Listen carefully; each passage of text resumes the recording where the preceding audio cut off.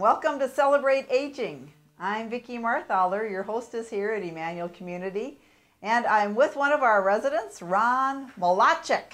Now I said it wrong the first time, Malacek, but that's with the Norwegian accent, so it's Malacek, and he is a collector of cars. And since June is the month of Father's Day, I thought, well, what a great idea to just come and look at some of the models he has and to talk a little bit about cars and to find out a little bit about Ron, see what you're all about. I know that you are a driver that you used to be. You used to be. That was your work. You drove semi?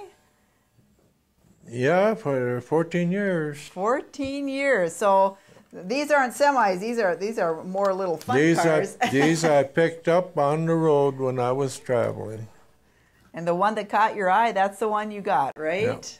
And how many do you have altogether? I don't know. I have never counted them. Well, that will be a good duty to do one day. We'll just have to count all these cars. But he has pictures of them as well. Did you ever actually own any of these cars, or was this just like a green 58 Chevrolet? I had one, not like it, but it was white. Uh-huh. But it was Impala. Very nice. Yes, it was. I was looking at, there's several cars here that have like the wings, and I remember growing up we had a pink 58 Buick.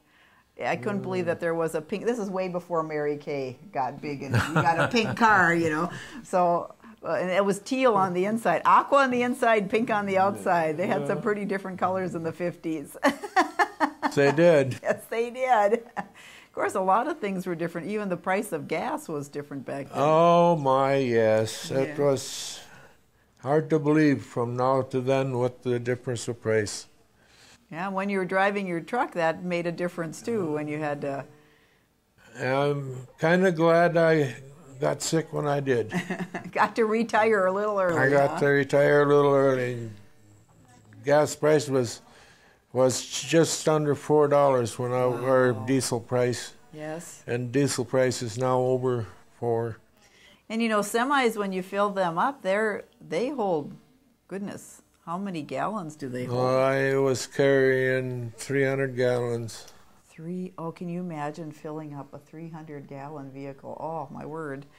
Well, that would make my eyes get really big. You could buy a pretty nice car for the price of what goes in that tank. I bet you could. Yeah.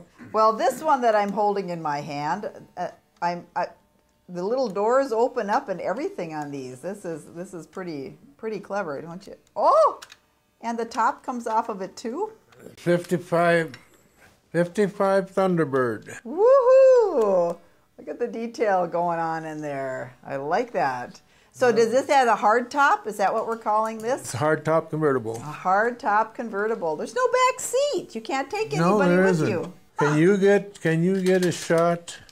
Okay, we're gonna Try to open get the motor uncovered here. All right. Do you know how to do it right? No, I don't. Oh. Aha! He did it. Okay, we're going to see if Carrie can get a really good shot of this. I'll turn it this way, see. Here we go. You know, my husband is a mechanic, and he said, at one time it was fun to be a mechanic because there were things that you could fix and work on. And nowadays, everything has got computers in it, and he says it's taken all the fun out of fixing things. The thing of it is a common man cannot work on his own vehicle anymore. I know. Turn it around. Switch it around. But when you get into these 50s and 60s, boy, that was good stuff. Yeah, they had a 58 Chevy Impala on there this morning, a black one. Really? The guy had restored completely. Oh, lovely. And that just gets my heart.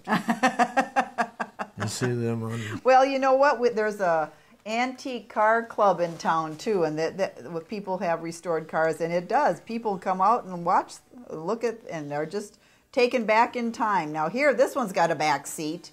That one's got wings on it. 51 Cadillac. Woohoo! Look at isn't that just the coolest thing? But now you can have company here. You've got a back seat with this one. You know, when I think about the 50s too, they had big steering wheels. I mean, you gripped them from. The ones without power steering. Uh-huh. Well, and power steering kind of came in during the... Power steering time come in about, 56, 57. I know I had a 54 Chevy at one time, and it had Power Glide, and that was one of the had first power ones that steering, had. yeah. So that was definitely a lifesaver for us who don't have the muscles to turn those big wheels. It took a lot to parallel park them, I'll tell you that. Yeah.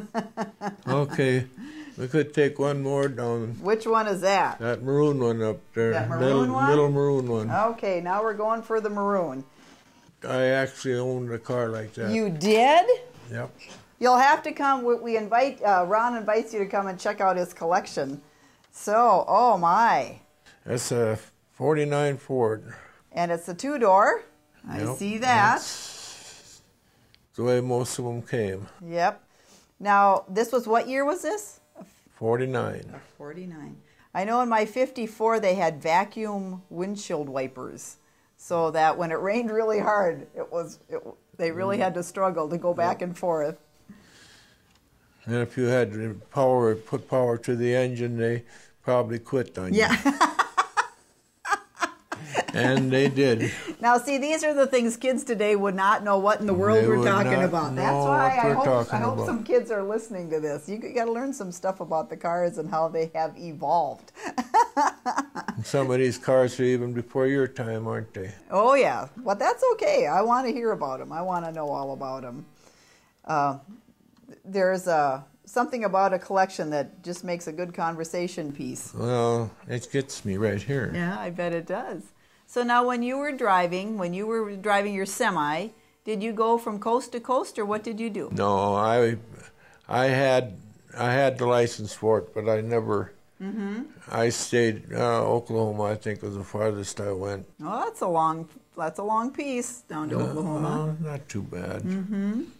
Nebraska and Iowa and Wisconsin.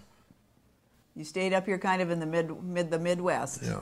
The North and South Dakota too, and of course Minnesota, I'm sure. Minnesota, yeah. What did you haul? What was the thing that you Mostly feed products, soybean meal and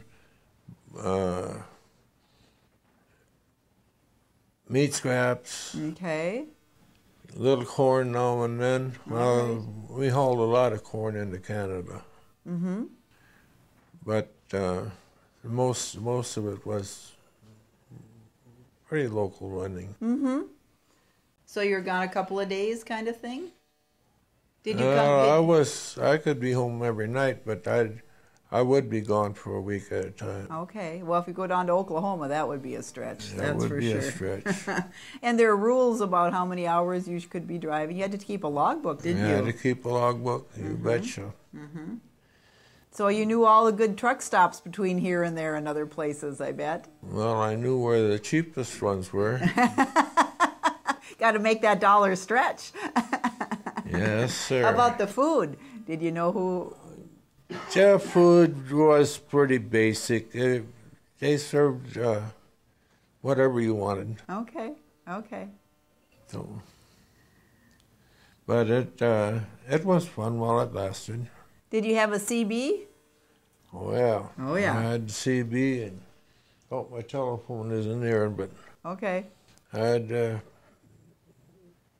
telephone and the CB and of course I had my television in there. And Boy, you had a little home on wheels. I had home on wheels. Well, when you spend that much time in it, that's how it goes. What was your handle? What was your CB handle? Levi. Levi? Yep. Well, if you want to know more about Ron and his journeys with trucking, if you want to come and see this great collection of cars and do some reminiscing, I bet you're always up for talking about cars, aren't you, Ron? I am. We're here at Emmanuel, and we're hoping that you have a wonderful day. You got some good memories about cars. Have a great one.